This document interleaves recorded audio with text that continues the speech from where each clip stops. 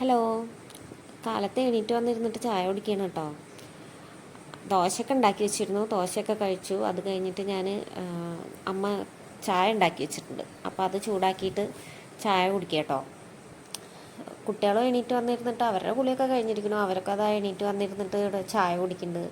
ഞാൻ പിന്നെ എൻ്റെ മുടിയൊക്കെ നോക്കുക കേട്ടോ. മുടി ആ ഭാഗത്തൊക്കെ നിറച്ച് പോയിട്ടുണ്ടായിരുന്നു. അപ്പോൾ അത് ഇപ്പോൾ ട്രീറ്റ്മെൻറ്റൊക്കെ കഴിഞ്ഞിട്ട് അവിടെയൊക്കെ മുടി ആവുന്നുണ്ട്. അപ്പോൾ അതൊക്കെ ഞാൻ നോക്കിയതാ. അമ്മ ബാക്കിൽ കുളിയൊക്കെ കഴിഞ്ഞ് വന്നിട്ട് കടയിൽ പോകാൻ നിൽക്കുക. അമ്മ മുടിയൊക്കെ റെഡിയാക്കുന്നുണ്ട്. എൻ്റെ ഓപ്പോസിറ്റ് ഇരുന്നിട്ട് ആര്യനും ദേവോട്ടനും കാപ്പി കുടിക്കണം കേട്ടോ. അപ്പോൾ അവരെ നോക്കിയിട്ടാണ് അമ്മ അങ്ങോട്ട് പോണത്. ആര്യൻ നല്ല തലമുടിയൊക്കെ വെട്ടിയതാണ് കേട്ടോ. എന്നിട്ടിപ്പോൾ അതെന്താണാവോ ഇരുന്ന് തല ചൊറിയണത്, പാൻ ഉണ്ടാണാവോ.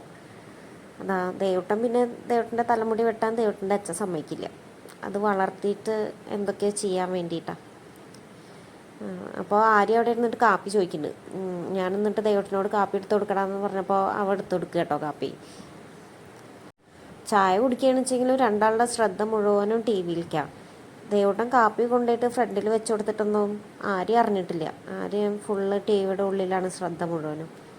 രാവിലെ എണീറ്റ് വേഗം കുളിച്ച് വരുന്നത് തന്നെ ടി വി കാണാൻ വേണ്ടിയിട്ടാണ്. അപ്പോൾ പിന്നെ സ്കൂളും ഇല്ലല്ലോ. അപ്പോൾ അമ്മ പോണതിൻ്റെ മുന്നേ രണ്ടാളെയും വിളിച്ച രണ്ടാളും വേഗം കുളിച്ച് വരും, ടി വി കാണാമല്ലോ എന്നുള്ള സന്തോഷത്തിൽ. പിന്നെ അതാ ഞാൻ പോയിട്ട് സിയമോളേനെ ഉണർത്തിയതാട്ടോ. എനിക്ക് തോന്നി അമ്മ പോണതിൻ്റെ മുന്നേ ഉണർത്തണമെന്ന്. അപ്പോൾ ഞാൻ അങ്ങനെ പോയിട്ട് കുറേ നേരം വിളിച്ചിട്ടാട്ടോ ഉണർന്നത്. അപ്പോൾ എനിക്ക് ഉമ്മയൊക്കെ തരികയാണ്. ഞാൻ ചോദിച്ചൊരു ഉമ്മ തരുമോയെന്ന് ചോദിച്ചപ്പോൾ ഉമ്മയൊക്കെ തരികയാണ്. എന്നിട്ട് വേഗം എന്നോട് അപ്പാപ്പു പാൽ കുടിക്കാൻ വേണ്ടിയിട്ടാട്ടോ ചോദിക്കണത്. ഞാൻ പതുക്കെ അവിടെ നിന്ന് എടുത്തോണ്ട് പിന്നെ അത് ആ ദോശയൊക്കെ പൊട്ടിച്ചിട്ട് കൊടുക്കുകയാണ്. ആര്യണ്ട് കൂടെ. ആര്യനാണ് കേട്ടോ ദോശ പൊട്ടിച്ചിട്ട് കൊടുക്കണത്. ദോശ കൊടുക്കണതിൻ്റെ ഇടയിൽ ആര്യം പോയിട്ട് ആര്യൻ്റെ പെയിൻറ്റ് ചെയ്യാനുള്ളതൊക്കെ എടുത്തോണ്ട് കേട്ടോ. അതിപ്പോൾ ഇന്നലെ അമ്മ കടയിൽ നിന്ന് കൊടുന്നെടുത്തിട്ടുള്ളതാണ് രണ്ടുപേർക്കും. അപ്പോൾ അതായിട്ട് കൊടുന്നിട്ട് ചെയ്യാനെ കളിപ്പിക്കുകയാണ്. പിന്നെ ദോശയൊന്നും കഴിച്ചില്ല. പിന്നെ ഞാൻ വേറെ അവളുടെ ഭക്ഷണം എടുത്തിട്ട് കൊടുക്കുകയാണ് ചെയ്തത്.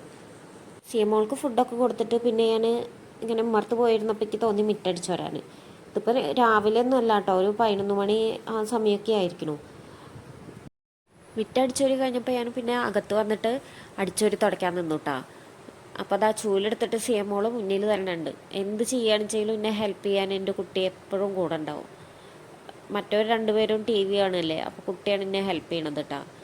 എൻ്റെ പണിയൊക്കെ കഴിഞ്ഞിട്ട് ഞാൻ കുളിച്ച് വന്നപ്പോഴേക്കും ഇതാ ബിരിയാണി ഓർഡർ ചെയ്തത് എത്തിയിട്ടുണ്ട് കേട്ടോ. അപ്പോൾ ഞങ്ങളിനി അത് കഴിക്കാതിരിക്കുകയാണ്. നല്ല ബിരിയാണിയാണ് കേട്ടോ. അതിൻ്റെ മുന്നേ പ്രാവശ്യം വാങ്ങിയിട്ട് ഇഷ്ടമായതുകൊണ്ടാണ് വീണ്ടും വാങ്ങിയത്. അപ്പോൾ അത് അവർ വീട്ടിലേക്ക് കൊണ്ടുവന്നതാണ്. നല്ല ടേസ്റ്റ്.